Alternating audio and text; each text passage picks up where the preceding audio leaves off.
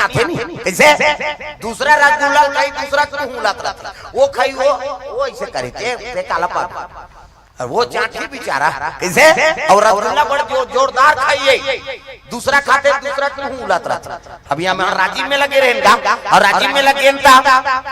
हाँ गली में रेगा था मिठाई वाला मन का ध्यान महाराज एको ठन मिठाई खा ले अब ले भाई अब काला देव कहते अब रसगुल्ला दे दी बला है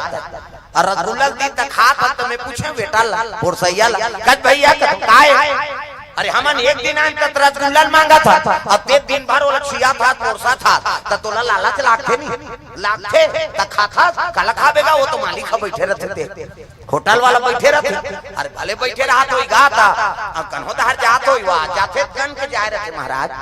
गने रहते रसगुल्ला और जे ठन रसगुल्ला बेथन ते ठन के हिसाब दे था मैं कहे भले गने रहा तो गा अब तमे लालच जम जात होई त कैसे करत होबे वो कथे कोन होल मत बताबे तोला बतात काबर खाए बर तो नहीं सको काबर वो गने रहते त कैसे करता चूचा चूचरी को मढ़ा देता हूं